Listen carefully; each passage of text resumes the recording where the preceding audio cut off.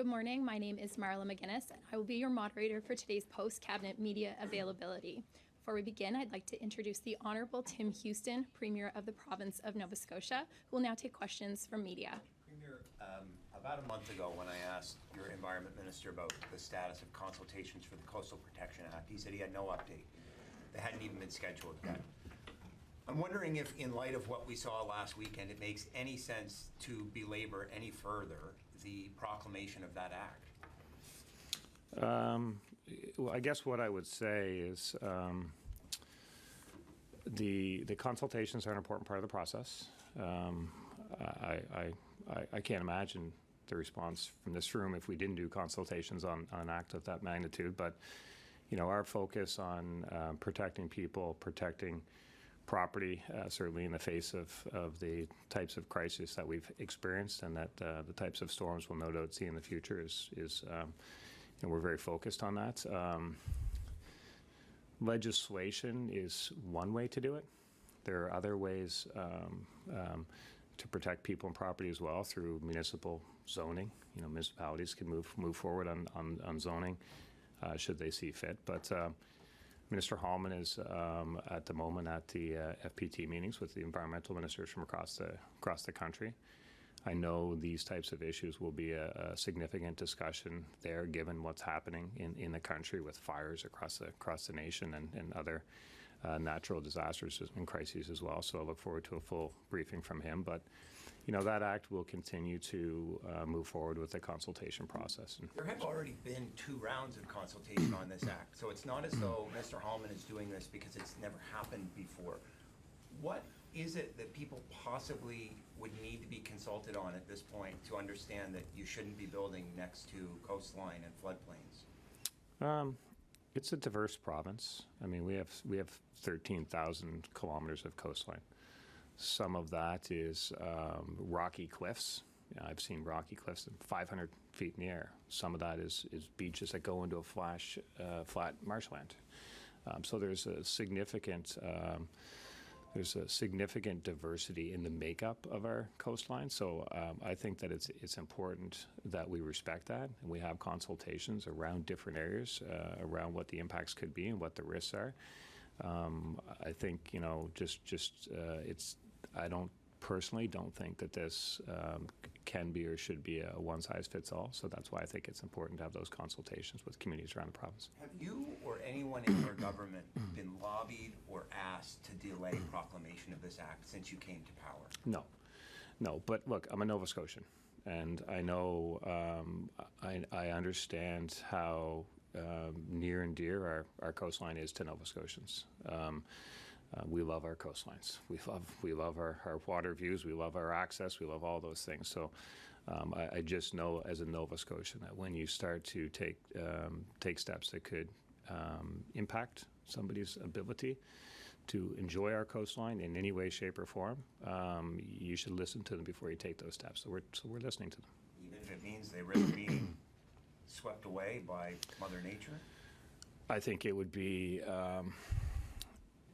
certainly sad for somebody to insinuate that there is any Nova Scotian that wouldn't care if somebody suffered harm or loss in a storm. I'm not insinuating that, Premier, but the fact remains that even though people know everything there really ought to be to know about building next to the coast and floodplains, people are doing it every day. Municipalities are confronted with people looking to build as close to the water as they can because, as you rightly point out, it's beautiful and people want to be there. But isn't that the purpose of government, to sometimes step in and say, it looks like a great place to build, but it's really unsafe, and so the only mechanism to prevent you from doing it is this legislation? I don't believe that that's the only mechanism to prevent people from doing it. There are municipal planning processes. There are municipal zoning processes. To suggest that legislation is the only way is just something I just don't agree with. Who decided to hire the president of the Conservative Party of Canada to on a $100,000 contract to work for the Clean Electricity Task Force?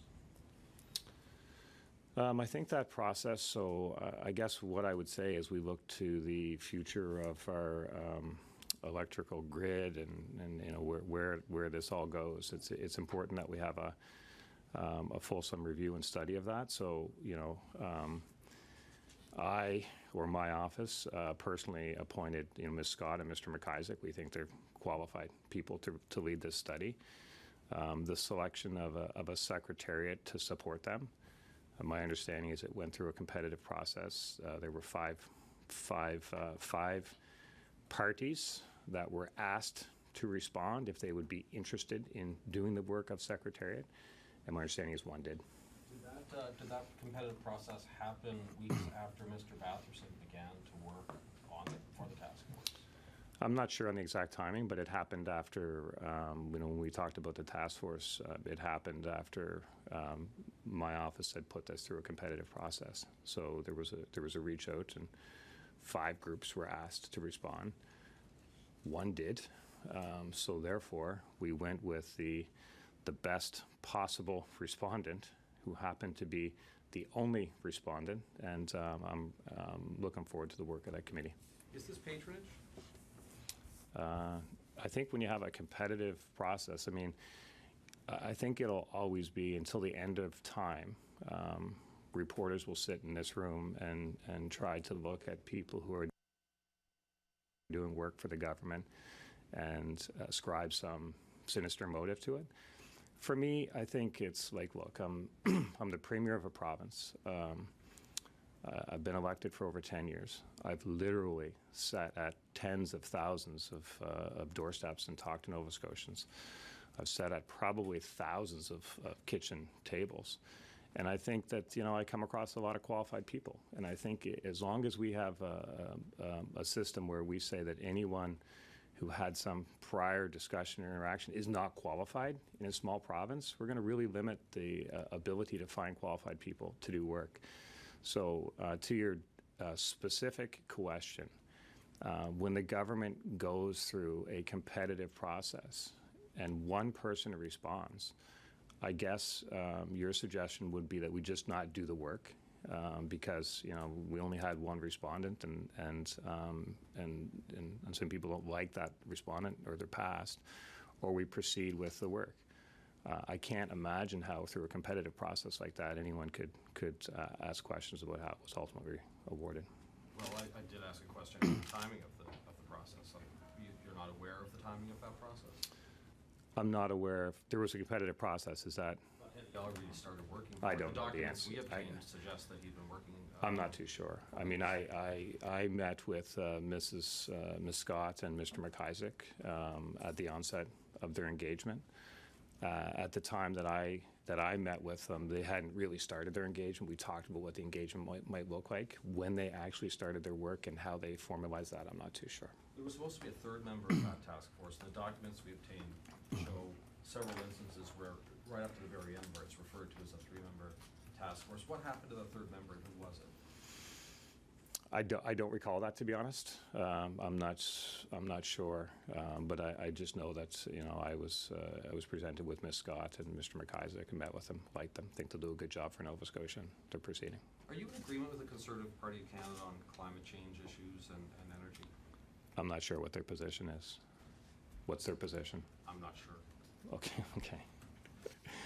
I wouldn't speak to the position of any other government, whether they be provincial, municipal, federal. I wouldn't speak to the NDP's position on climate change. I wouldn't speak to the Liberal Party's position on climate change. I wouldn't speak to the Conservative Party of Canada's position on climate change. I'll be very happy to speak to my position on climate change.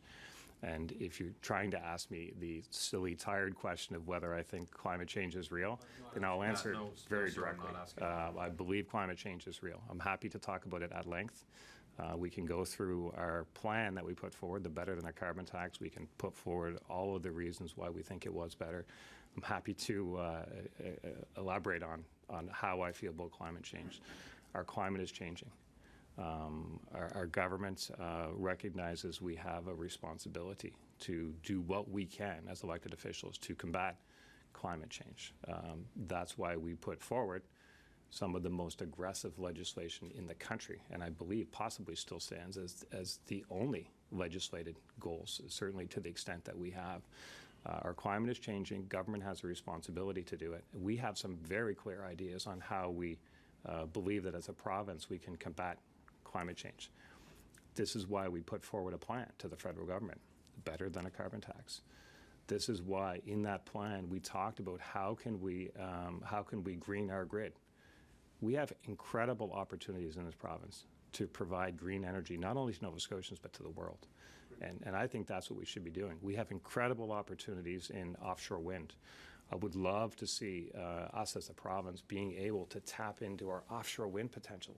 Incredible wind speeds, world-class wind speeds.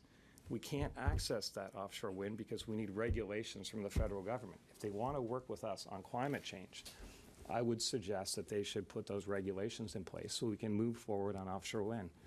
We have incredible opportunities. Sorry, I just want to respond to the question on the climate change. We have incredible potential in hydro. The Bay of Fundy, the resource that we have in the Bay of Fundy is a world-class resource. There are so many jurisdictions that would love to have access to something like the Bay of Fundy. If you took every river in the world and added the strength of all those rivers together, you might come close to the strength of the Bay of Fundy. Imagine that. And it goes back and forth, and it's untapped. And as a province, we're trying to tap into that energy potential. That's why we had companies like Sustainable Marine active here in this province, and the federal government actually stopped them. So if we want to address those, these are the types of things that I want to work to. So I won't speak to the position of any other government on climate change or housing or any other issue, how to address the economic challenges. I don't care what their positions are. I know what our positions are, and if you have a question about our position, I'll be happy to speak about it at length. Premier Chrystia Freeland is in town. Have you met with her, or are you planning to meet with her? Possibly this evening, depends on her schedule. Oh, sorry, did you? Sorry, and you're 2 years, you're halfway into your mandate, Premier, and we still have an interim CEO of Nova Scotia Health. Are you planning to fill that position permanently, or bring back the boards, or what's your thinking on that? Yeah, so first off, the interim CEO that we have at the Nova Scotia Health Authority is absolutely incredible.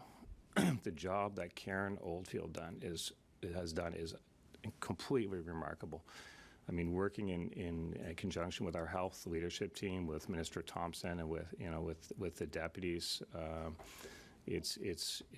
really proud of the work that they've done there. So I have no doubt that Karen Oldfield was the appropriate person for the health transformation that's required in this province. And the structuring of the board, the restructuring of the board has been helpful to move things forward. If you look at something like the Patient Access to Care Act, which we passed, I mean, that came from that health leadership team. It was not supported unanimously in the legislature. There was certain people that spoke at length against it, but it's having an incredible impact on the delivery of healthcare in a very positive way. So the job that Karen has done, I'm very proud of the work she's done. We have to go to the phone now, so we'll go to Lindsay Jones with the Globe and Mail. Go ahead, Lindsay, with your question. Lindsay, are you there? Okay, that's all the time we have. Thank you. Hi, can you hear me? Oh, sorry, we have Lindsay on the phone. Yep, Lindsay, go sorry, ahead. thank you. Premier, I was speaking with the mayor of West Hants yesterday, and he said he's come to you a number of times in the last few years, including this past week, pleading for cellular coverage for people in West Hants, including the town of Windsor and along 100 series highways where it is a dark zone for cellular. He also said people didn't get public alerts during the flash flooding on the weekend. What are you doing to address the situation? What can the government do? This is a public safety issue. Many people are saying, and they're looking for answers as to why the government hasn't addressed these dark areas where people aren't getting public alerts. Yeah, cellular coverage remains an issue in the province. It's something I'm concerned about, and I'm certainly not happy with the progress to ensure that there's cellular coverage across the province. So I would agree with the mayor on that there's lots of work to be done. So I just, I've had significant discussions with the team at Develop Nova Scotia on what can be done for cellular. There are things that can be done, and I've asked them to kind of move quickly on that. Obviously, the initial focus was on access to internet for people. With the Starlink option is still an option for those Nova Scotians that are having trouble accessing suitable internet. We started with the internet because obviously you have calling functionality across the internet and stuff like that too, so it opens up. But there are definite issues with cellular coverage, and it's a focus of ours. Lindsay, do you have a follow-up question? I do, yes. Is there a consideration to send out public alerts another way other than through cell phones then, perhaps radio or television if we can't, have decent cellular service in a major community of Windsor in Nova Scotia? Yeah, happy to have those discussions on how we keep people informed. I think the discussion around emergency alerts is one that will continue to evolve, and as soon as we get through these floods, we'll do a debrief as always happens. But we're still at the moment searching for one missing soul. And there's the focus on getting through the floods, but certainly the debrief will be important as well. Okay, that's all the time we have. Thank Thanks, you. everyone.